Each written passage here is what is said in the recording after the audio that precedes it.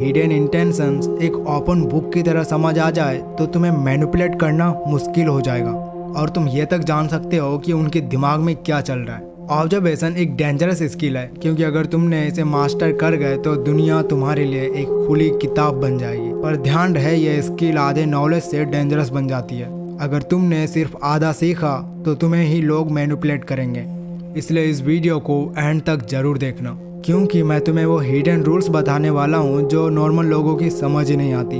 सबसे पहला रूल और सबसे डेंजरस भी, आइज नेवर लाई। चाहे कोई इंसान कितना भी ट्रेंड हो जाए अपनी बात छुपाने में, लेकिन उसकी आंखें उसका असली सच बोल ही देती है।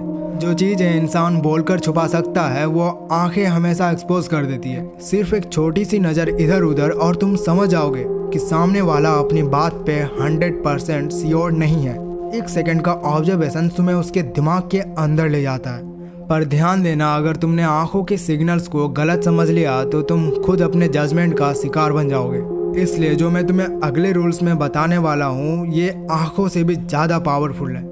आंखें तुम्हें सच दिखाती है लेकिन असली पावर आती है उन छोटी छोटी चीज़ों से जो कोई कंट्रोल नहीं कर पाता। इन्हें कहते हैं माइक्रो एक्सप्रेशन। माइक्रो एक्सप्रेशंस वो 1 सेकेंड के रिएक्शंस होते हैं जो इंसान अपने चेहरे पे छुपा नहीं पाता।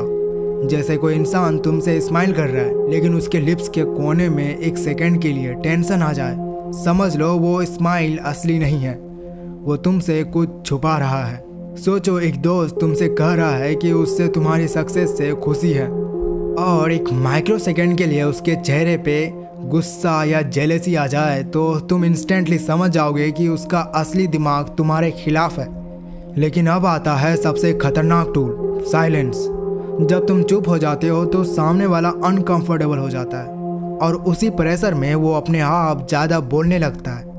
और याद रखो, जो ज़्यादा बोलता है वही अपने सीक्रेट्स खुद एक्सपोज कर देता है। तुम्हें बस ऑब्जर्व करना है। अब तुम समझ गए होगे कि ऑब्जर्वेशन एक गेम नहीं है, ये एक वेपन है। अब मैं तुम्हें वो फाइनल सीक्रेट दिखाने वाला हूँ जो तुम्हें एक मास्टर मैनिपुलेटर बना देगा। ऑब्जर्वेशंस का असली पावर सिर्फ देखने में नहीं है, असली पावर है पैटर्न्स को नोटिस करने में। इंसान एक बार झूठ बोल सकता है, एक बार मास्क पहन सकता है, लेकिन अपनी आदतें, अपनी पैटर्न्स कभी नहीं बदल सकता। उनके गेस्चर्स, उनके रिएक्शंस, उनके बात करने का तरीका, अगर तुमने उनके पैटर्न्स पकड़ लिए तो तुम उनके अगला मूव भी डिफाइन कर सकते हो, तुम उनके अगले मूव को भी प्रिडिक्ट कर सकते हो। सोचो तुम्हें एक इंसान बार बार एक ही सिचुएशंस में अपनी आंख झुकाकर बात करते हुए दिखे तो अगले ही टाइम तुम पहले से समझ जाओगे कि वो इनसिक्योर है, गिल्टी है या तुमसे कुछ छुपा रहा है। और ये नॉलेज तुम्हें कंट्रोल देता है उसके दिमाग पे। ऑब्जर्वेशंस एक छुपी हुई पावर है।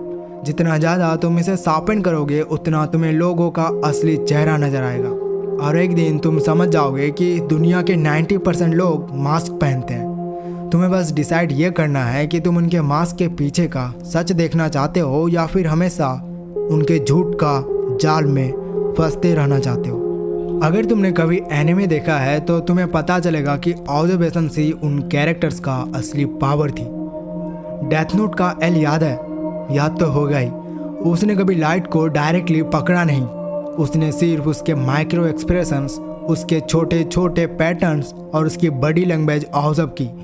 एक कप को अलग तरीके से पकड़ने से लेकर 1 सेकंड का डिले जवाब देने में, और एल ने तुरंत समझ लिया कि लाइट कुछ छुपा रहा है। यही होता है ऑब्जर्वेशंस का आर्ट।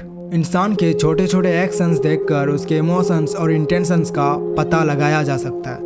इंसान के रिपीटेड गेस्चर और हैबिट्स ऑब्जर्व करके उनका नेक्स्ट मूव प्रिडिक्ट किया जा सकता है। जब उनके वर्ड्स और बड़ी सिग्नल्स मैच नहीं करते तो उसी गैप में उनका सच छुपा होता है। अब तक हमने समझ लिया कि आंखें, माइक्रो एक्सप्रेशंस और साइलेंस तुम्हें ट्रूथ दिखा देता है, लेकिन ऑब्जर्वेशन का असली गेम और भी गहरा है। अब पॉइंट बाय पॉइंट समझते हैं। Point number 1, baseline theory.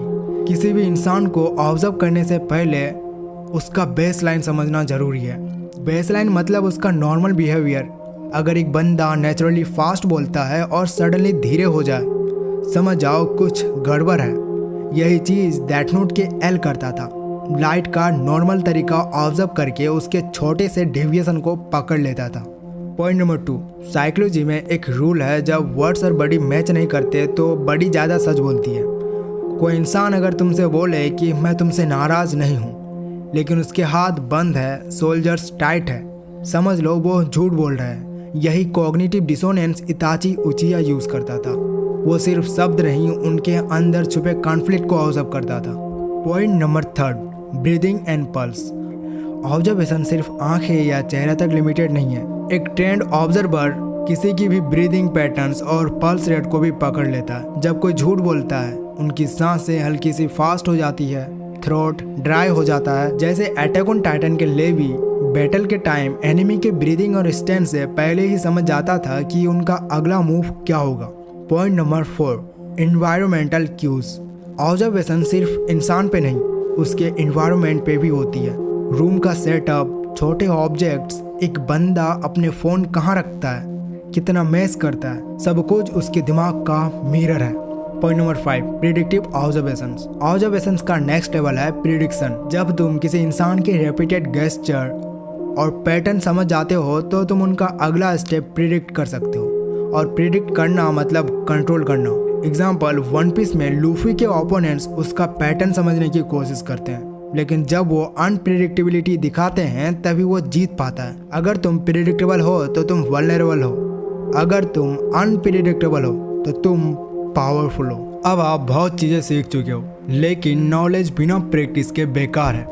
अब मैं तुम्हें डार्क साइकोलॉजिकल एक्सपेरिमेंट देने वाला हूँ, जिससे ये सब चीज़ें आपके लिए एक खेल हो जाएगा। एक्सपेरिमेंट 1, आई टेस्ट। अगले 24 घंटा सिर्फ एक चीज़ पे फोकस करो, आंखें। जब भी तुम किसी से बातें करो, उनकी आंखों में देखो। ध्यान दो कि जब वो अनकंफर्टेबल होता है तो आंखें किधर भटकती है। बस एक दिन में ही तुम समझ जाओगे कि कौन तुमसे झूठ बोल रहा है, कौन तुमसे सच बोल रहा है। Experiment 2, silence trick. किसी भी कन्वर्सेशन में एक जगह जाके सिर्फ चुप हो जाओ। देखो कैसे सामने वाला बंदा प्रेशर में आकर ज़्यादा बोलने लगता है, और उस ज़्यादा बोलने में वो अपने सीक्रेट्स खुद रिवील कर देगा। ये पावर तुम्हें तभी समझ आएगी जब तुम इसे अपनी ज़िंदगी में अप्लाई करोगे। Experiment 3, pattern Hunt. एक क्लोज दोस्त या फैमिली मेम्बर को ऑब्जर्व करो, उनका बेस लाइन बिहेवियर नोट करो, नॉर्मल टोन, गेस्चर, हैबिट, फिर उनके पैटर्न्स का डेविएशन पकड़ो। तुम्हें शौक लगेगा कि तुम उनके छुपाए हुए इमोशंस को भी समझ जाओगे बिना उन्हें कुछ बोले।